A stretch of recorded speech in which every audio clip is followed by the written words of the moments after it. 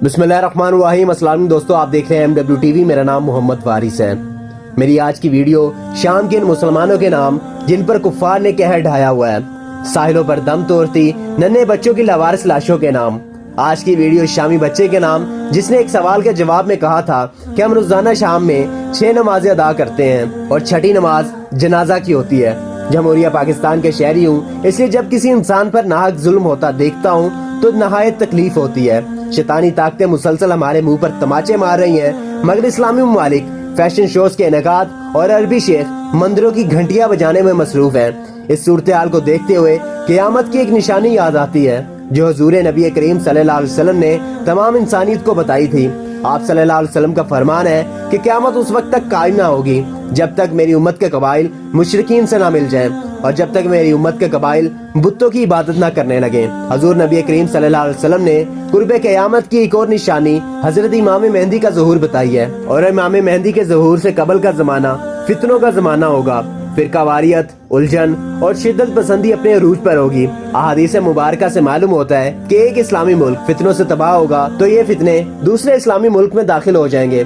मुल्क शाम से इन फितनों का आगाज होगा और काले झंडों वाली खारजियों की फौज निकलेगी। और सनद तिरमिज़ी की हदीस नंबर 2192 में दर्ज है, जिसका तर्जुमा कुछ यूं है कि जब अहले शाम तबाही और बर्बादी का शिकार हो जाएंगे तो फिर तुम में कोई खैर बाकी नहीं रहेगी। नाज़रीन इकराम, यही वजह है कि आज अरबों की तबाही का वक्त आ चुका है और इनके सुनहरी दौर का खात्मा हो चुका है। वो दिन दूर नहीं जब अरबी शेख दर बदर की ठोकरें खाने पर मजबूर होंगे और इनका कोई पुरसाने हाल ना होगा, जिसका सबूत इनकी इकोनॉमी ऑयल प्राइसेस में कमी के बाद दिखाई देती हुई नजर आती है। नाज़रीन मोहतरम, आज शाम की तमाम आबादी चीखो पुकार कर रही है, मगर इनके हमसाये अरब ममालिक समेत तमाम आलम इस्लाम खामोश तमाशाई बने हुए हैं। तमाम आलम कुफ्र यकजा होकर इन शामी बशिंदों पर टूट चुका है, क्योंकि वो जानते हैं कि अल्लाह ताला ने शाम को बहुत से फजाइल और नेमतें अता कर रखी है। नाज़रीन मोहतरम, हुजूर पाक सल्लल्लाहु अलैहि वसल्लम के फरमान की रोशनी से पता चलता है यहीं से मुसलमानों का वो लश्कर मुनज़्ज़म होगा जिसका मुकाबला कोई दज्जाली कुव्वत नहीं कर पाएगी।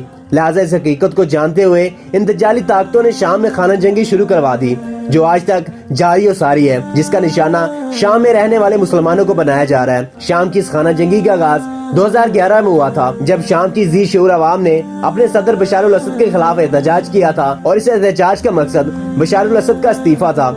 इसी किस्म के एहतजाज मिस्र और लीबिया में इससे पहले हो भी चुके थे, जिसमें मिस्र की अवाम ने अपने सदर हुस्ने मुबारक और लीबिया के बशिंदों ने अपने हाकिम मोहम्मद कज़ाफी से छुटकारा भी हासिल किया था। मगर सन 2000 में सदर बनने वाले बशार अल-असद ने इस्तीफा देने से इनकार कर दिया था। इसके साथ साथ अपनी हुकूमत को बचाने के लिए इस शख्स ने अपनी अवाम पर हमले भी करना शुरू कर दिए थे। शाम की अवाम जो पहले से ही बेरोजगारी, भूख और मुफलिसी की वजह से अपनी हुकूमत से नाला थी, बशार अल-असद के इस इक़दाम से सीखपा हो गई थी, और इन्हीं हालात को मद्देनजर रखते हुए कुफार ने भी अपना घिनौना खेल खेलना शुरू कर दिया था। इन शैतान के पुजारियों ने एक साजिश के साथ मुजाहिरीन में अपने तरबियत याफ्ता लोग शामिल करना शुरू कर दिए थे, जो एहतजाज को मजीद पुरतशद्दुद बनाते चले गए, और यूं बशार अल-असद की हुकूमत को मुजाहिरीन पर स्ट्रेट फायर चलाने का जवाब भी मिल गया था। इसी तरह इस लड़ाई में मजीद तनाव की कैफियत पैदा हो गई थी। हालात मजीद खराब होने पर बशार अल-असद ने रूस से मदद तलब कर ली थी, और सितंबर 2015 में रूस भी इस जंग का हिस्सा बन चुका था। रूस ने सदर बशार अल-असद को फौजी हथियार, मिलिट्री एड, क्रूज मिसाइल और एयर स्ट्राइक अपनी आवाम को तबाह करने के लिए दे दिए थे। इस तरह बशार अल-असद का साथ ईरान और रूस देने लगे थे, जबकि दूसरी तरफ बागियों की पुष्टपनाही अमेरिका, इसराइल और सऊदी अरब कर रहे थे। और देखते ही देखते इस लड़ाई में दाइश और दूसरे दहशतगर्द ग्रुप भी शामिल हो गए थे, और यूं शामी अवाम की अपनी हुकूमत को गिराने की कोशिश अब आलमी ताकतों की जंग में तब्दील हो चुकी थी। हर ग्रुप दूसरे ग्रुप को तबाह करना चाहता था और अपनी जंगी बर्तरी साबित करना चाहता था, लेकिन दर हकीकत तबाही सिर्फ शाम के मासूम लोग ही हो रही थी। रूस असल में अपने हथियार बशार अल-असद को बेच रहा था और अपने इन हथियारों का टेस्ट भी कर रहा था कि आखिर ये किस कदर तबाह कौन है। रूस अपने हथियारों की तबाही की तारीफ भी बड़ी डिटाई के साथ करता है। सवाल ये पैदा होता है कि आखिर ईरान इसका साथ क्यों दे रहा है और मुसलमानों की तबाही क्यों करवा रहा है। हालांकि ईरान तो एक इस्लामी मुल्क है, तो वो मुसलमानों की तबाही क्यों कर सकता है। तो इसका जवाब हमें एक हदीस से मिलता है। अनस बिन मालिक रज़ियल्लाहु अन्हु रवायत करते हैं कि एक बार हुजूर पाक सल्लल्लाहु अलैहि वसल्लम ने दज्जाल का जिक्र करते हुए फरमाया, फिर अस्फहान की फौज के 70,000 आदमी दज्जाल के पैरोकार बन जाएंगे, जिन पर हरी धारीदार चादरें होंगी। नाज़रीन मोहतरम, इसका मतलब ये है कि अस्फहान की फौज दरअसल दज्जाल की ही पैरोकार होगी और दज्जाल का ही साथ देगी। और अस्फहान दरअसल ईरान का ही एक शहर है, और ये भी एक हकीकत है। 10 से 12 साल चलने वाली ईरान इराक जंग में ایران کی پشت پناہی اسرائیلی کر رہا تھا اور ایران کو ہر ممکن سہولت بھی فراہم کر رہا تھا، لیکن علماء کرام کی اس میں یہ بھی رائے ہے کہ ایران بہت بڑا ملک ہے اور نبی کریم صلی اللہ علیہ وسلم کی یہ حدیث صرف اصفہان شہر سے منسوب ہے، نہ کہ پورے ایران کے ساتھ منسوب ہے۔ اور ناظرین محترم، یہ بھی ایک حقیقت ہے کہ ایران کا صرف ایک گروہ ہی ایسا ہے جو کہ اس جنگ میں صدر بشار الاسد کی حمایت کر رہا ہے، جبکہ ایران کے باشندے اس جنگ کی حمایت نہیں کرتے۔ دوسری طرف اگر بات کی جائے امریکہ کی، تو وہ شامی لوگوں کی مدد نہیں کر رہا بلکہ اپنے داخل کیے ہوئے ایجنٹس کی مدد کر رہا ہے، جن کا کام شام میں مزید خانہ جنگی کروانا ہے، اور داعش کا کام تو ویسے ہی مسلمانوں کی تباہی ہے۔ اس کے علاوہ ایک اور طبقہ بھی ہے جو کہ اپنے لیے جدوجہد کر رہا ہے، اور وہ طبقہ کردستان سے تعلق رکھنے والے مسلمانوں کا ہے۔ کردستان کے لوگ یہ چاہتے ہیں کہ ان کو ایک علیحدہ وطن کردستان مل جائے جس میں وہ اپنی زندگی گزار سکیں۔ ناظرین محترم، یہ ساری لڑائی جاری و ساری ہے اور ہر طبقہ دوسرے طبقے کو مارنے کی کوشش کرتا ہے، ہر گروہ دوسرے گروہ کا دشمن ہے اور اس کو ختم کرنے کی کوشش کر رہا ہے، لیکن دراصل جو صحیح معنوں میں تباہی ہو رہی ہے وہ شام کے بچوں، بوڑھوں اور عورتوں کی ہو رہی ہیں، جو کہ در بدر کی ٹھوکریں کھانے پر مجبور ہو چکے ہیں اور ہجرت کرنے کے بارے میں سوچ رہے ہیں۔ ناظرین محترم، حالات حاضرہ کو مد نظر رکھتے ہوئے اگر بات کی جائے تو اس وقت شام 5 حصوں میں تقسیم ہو چکا ہے۔ ایک حصہ بشار الاسد اور اس کی حکومت کے پاس ہے، دوسرا امریکہ اور نیٹو کے پاس، تیسرا باغیوں کے پاس، چوتھا ترک فوج اور 5ویں پر داعش قابض ہے۔ ناظرین محترم، اس خانہ جنگی میں اب تک تقریباً 6 لاکھ لوگ مارے جا چکے ہیں۔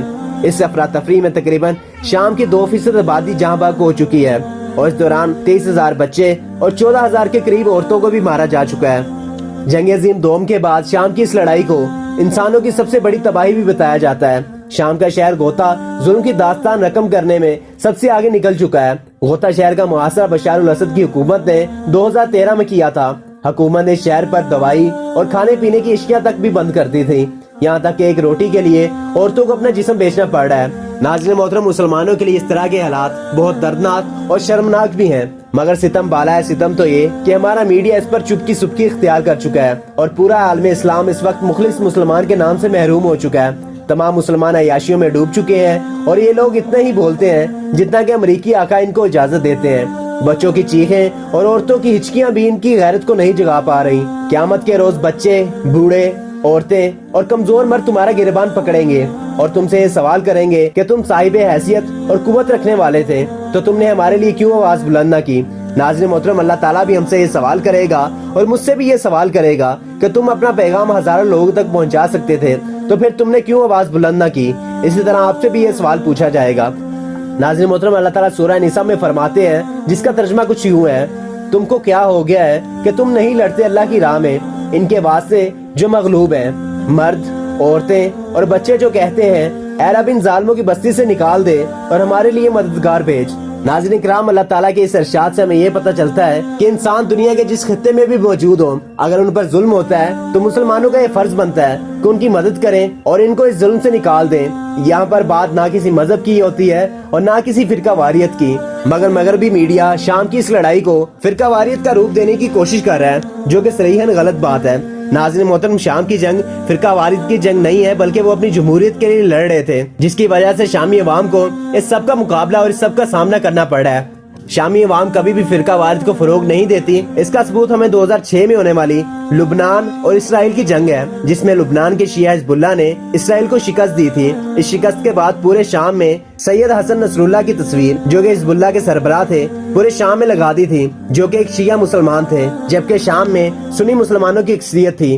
ناظرین محترم، اس واقعے سے یہ پتہ چلتا ہے کہ شام میں کبھی بھی فرقہ واریت کو فروغ نہیں دیا جاتا۔ البتہ یہ بھی ایک حقیقت ہے کہ اس جنگ کو بہت سے لوگوں نے فرقہ واریت کا رنگ دینے کی کوشش کی، جس میں بہت سے مسلمان ممالک کا بھی ہاتھ رہا ہے، مگر ان کی یہ سازش کامیاب نہیں ہو پائی تھی۔ ناظرین کرام، اس وقت مسلمان پوری دنیا میں مغلوب ہو چکے ہیں اور پوری دنیا میں کفار ان کو ذلیل و رسوا بھی کر رہے ہیں۔ شاید ہی وہ دور آ چکا ہے جس کے بارے میں حضور پاک صلی اللہ علیہ وسلم نے پہلے سے ہی بتا دیا تھا۔ حضور پاک صلی اللہ علیہ وسلم کا فرمان ہے کہ میری امت پر ایسا دور آئے گا جس میں فتنے ایسے تیزی سے آئیں گے جیسے تسبیح ٹوٹ جانے پر تسبیح کے دانے تیزی سے زمین کی طرف آتے ہیں۔ انہی حالات کو دیکھتے ہوئے یہ اندازہ لگانا بھی مشکل نہیں ہے کہ امام مہدی کا ظہور بھی کوئی بہت دور نہیں رہ گیا، اور جلدی امام مہدی کا ظہور ہونے والا ہے۔ جہاں پر نبی کریم صلی اللہ علیہ وسلم نے مسلمانوں کو اور تمام انسانیت کو ان فتنوں کے بارے میں آگاہ کیا ہے، وہیں پر مسلمانوں کو ایک خوشخبری بھی سنا دی ہے، اور وہ خوشخبری غزوہ ہند کی خوشخبری ہے، اور اس کے بعد تمام عالم میں اسلام کا ہی جھنڈا لہرائے گا۔ حضور نبی کریم صلی اللہ علیہ وسلم کا فرمان ہے کہ میری امت کا ایک لشکر وقت آخر کے نزدیک ہند پر چڑھائی کرے گا اور اللہ اس لشکر کو فتح نصیب کرے گا، یہاں تک کہ وہ ہند کے حکمرانوں کو بیڑیوں میں جکر کر لائیں گے۔ اللہ اس لشکر کے تمام گناہ معاف کر دے گا، پھر وہ لشکر واپس رخ کرے گا اور شام میں موجود عیسیٰ ابن مریم کے ساتھ جا کر مل جائے گا۔ ناظرین محترم، اتنی بڑی خوشخبری ہے جس کو جاننے کے بعد کسی مسلمان کو مایوس نہیں ہونا چاہیے، کیونکہ جب امام مہدی کا ظہور ہوگا اور حضرت عیسیٰ علیہ السلام دوبارہ سے دنیا میں آ جائیں گے تو پھر مسلمانوں کا ہی غلبہ ہوگا اور تمام شیطانی اور کفار کی طاقتیں نیست و نابود ہو جائیں گی۔ آج کی اس ویڈیو کا اختتام اسی دعا پر کروں گا کہ اللہ تعالیٰ ہمیں دجال کے فتنے اور شیطان کے شر سے محفوظ فرمائے، ہمارا خاتمہ ایمان پر فرمائے اور ہمیں غزوہ ہند کے لشکر میں شامل ہونے کی توفیق عطا فرمائے، آمین۔ آئی ہوپ آپ کو یہ میری ویڈیو کافی اچھی لگی ہوگی اور آپ کو اس ویڈیو سے کافی کچھ جاننے کو ملا ہوگا۔ اگر آپ کو یہ میری ویڈیو اچھی لگی ہے تو ویڈیو کو لائک کریں اور دوستوں کے ساتھ بھی شیئر کریں تاکہ تمام لوگ اس حقیقت کو جان سکیں اور کفار کی عیاریاں تمام پر عیاں ہو سکیں۔ اگر آپ ابھی تک ہمارے چینل پہ نئے ہیں تو اس چینل کو سبسکرائب کر لیں اور بیل آئیکن کو ہٹ کر لیں تاکہ ہر نئے آنے والی ویڈیو کا نوٹیفیکیشن آپ تک پہنچ جائے۔ اب آپ سے ملاقات ہوگی انشاءاللہ تعالی نیکسٹ ویڈیو میں، تب تک اپنا اور اپنے گردوں کا خیال رکھیے گا، اپنی دعاؤں میں یاد کریے گا۔ اللہ نگہبان۔